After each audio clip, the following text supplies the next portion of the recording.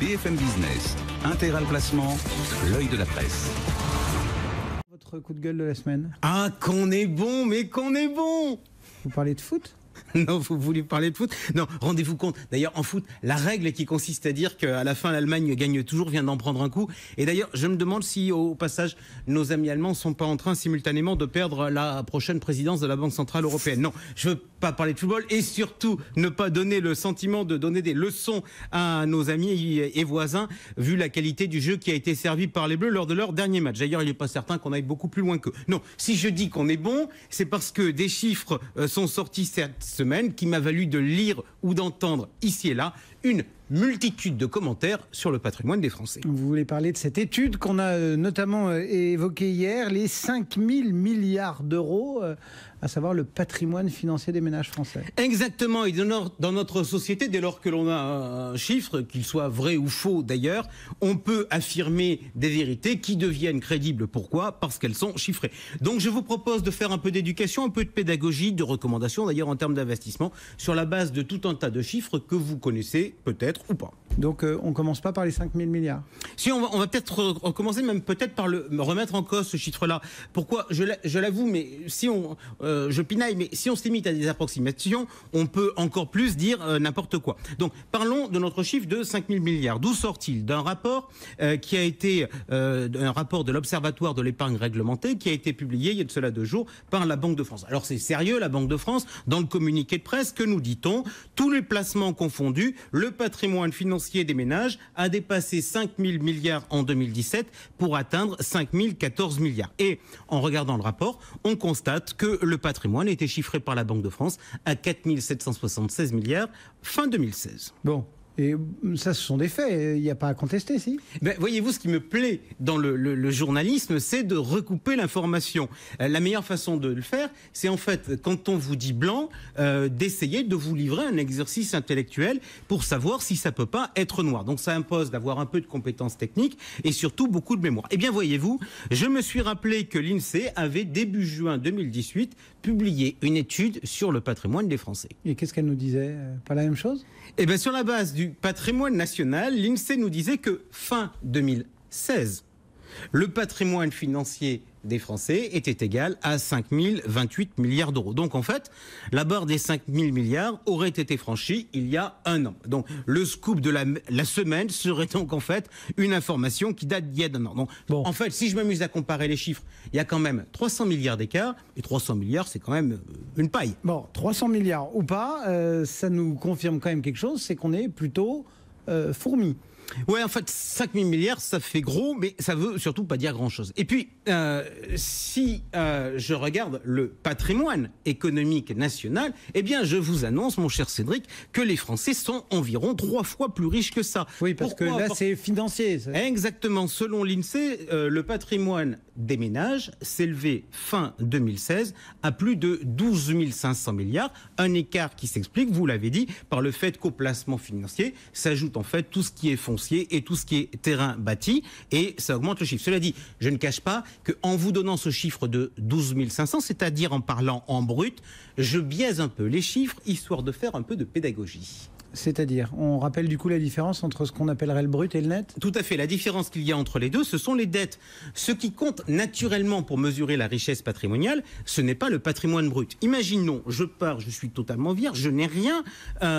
Mon patrimoine brut est égal à mon patrimoine net, c'est-à-dire 0.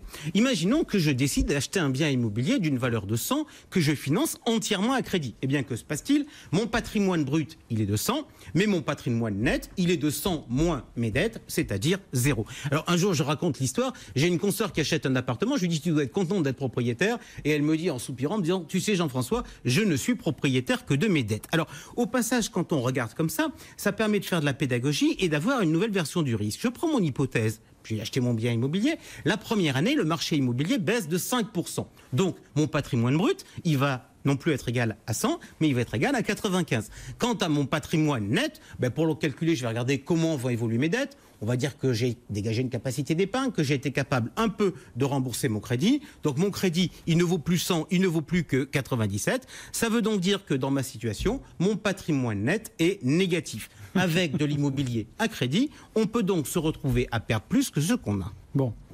Si on le regarde en net, les 12 500 milliards, ou je sais pas, ça donne quoi? Fin 2016, selon les chiffres de l'INSEE, ça nous fait environ 11 000 milliards de patrimoine net pour les ménages. Oui, c'est quand même un chiffre sympathique. Qu'est-ce qu'il faut en penser justement de ces 11 000 milliards, enfin bon, de ce patrimoine des ménages français, si on se compare, comme disait l'autre? Alors si on se compare, le réflexe traditionnel, ça serait de se comparer aux étrangers, mais j'ai pas regardé en fait parce que ça m'intéressait pas.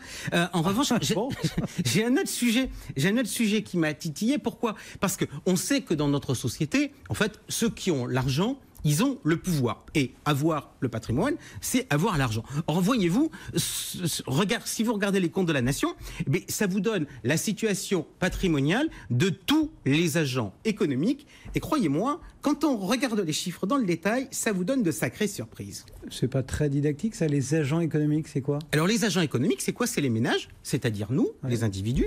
Ce sont les sociétés financières, les banquiers, les assureurs, etc. Ce sont les autres sociétés, notamment les sociétés industrielles. Et puis, ce sont les administrations publiques. Alors, à partir de là, tenez, on va faire... L'État?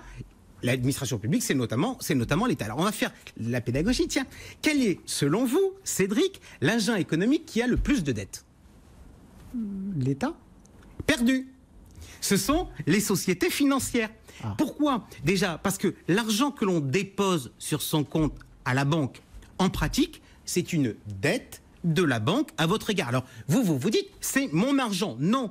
Juridiquement et techniquement, c'est une dette. Donc, si la banque n'a pas d'argent parce qu'elle est en difficulté, eh bien, on peut ne pas récupérer sa mise. D'où l'existence des fonds de garantie. Alors, je continue avec ma question. À votre avis, dans ces 11 000 milliards. 11 000 milliards de patrimoine, qui pèse, ils pèsent comment les ménages par rapport au patrimoine global de la France de tous les agents économiques? La moitié ou un peu moins de la moitié? Bien plus. En fait, le patrimoine national net de tous les agents économiques, c'est 14 000 milliards. Donc, avec 11 000 milliards, les particuliers sont ultra majoritaires. À votre avis, des autres agents économiques, qui se distinguent? Les sociétés financières. Non. Vous n'êtes pas en forme aujourd'hui, Cédric, je vous le dis. Vous avez été contaminé par le syndrome bleu. Faites gaffe. Alors, syndrome bleu. Les sociétés non financières, elles pèsent un peu plus de 2 000 milliards. Alors, étonnant d'ailleurs, les administrations publiques que l'on dit surendettées, eh bien, elles ont un solde net qui est légèrement positif. En fait, sur la base de cette analyse, on peut couper le monde en deux. D'un côté, il y a ceux qui, à travers le temps, sont parvenus à se constituer un patrimoine. Vous avez les ménages et vous avez les sociétés non financières. Et puis de l'autre côté, vous avez ceux qui n'ont quasiment plus aucun patrimoine, qui jouent donc avec l'argent des autres. Eh bien, de ce côté-là, vous allez avoir l'administration publique et les sociétés financières. Bon, donc, en fait, c'est pas ceux qui ont l'argent qui ont le pouvoir. Tout à fait. Et ça témoigne d'ailleurs à quel point les épargnants se font avoir. Alors, ils devraient dire, si vous voulez de l'argent sur telle et telle chose, voilà mes conditions. Alors qu'en fait, ceux qui fixent la loi, ceux qui fixent la règle, eh bien, c'est ceux qui jouent avec l'argent des autres, c'est-à-dire l'État et les sociétés financières. D'ailleurs, vous constaterez que dans le cadre de la préparation de la loi Pacte, majoritairement, on n'a entendu que. On dit souvent que les Français gèrent mal leur épargne, finalement, qui ne placent pas leur argent là où il faut, qui ne prennent pas assez de risques. Bah écoutez, quand vous voulez tuer votre chien, vous dites qu'il a la rage. Le maître, lui, il n'a jamais vocation à se remettre en question. A-t-on le droit de dire, ou est-ce vraiment trop choquant, que si l'épargne est mal orientée, c'est la faute de ceux qui jouent avec l'argent des autres? Autrement dit, l'État et les sociétés financières. Depuis des lustres, franchement, on me parle d'éducation. On va éduquer les Français pour mieux les armer et qu'ils investissent mieux. En 1992, je prends volontairement un exemple ancien. Lorsqu'il y a eu le lancement du PEA, on a vu apparaître des produits garantis. Puis on m'a dit à l'époque, mais c'est formidable les produits garantis. Parce que vous allez voir, on va faire de l'éducation sur les marchés financiers. Et puis après, les gens, ils iront sur des produits en direct. Qu'est-ce qui s'est passé en pratique?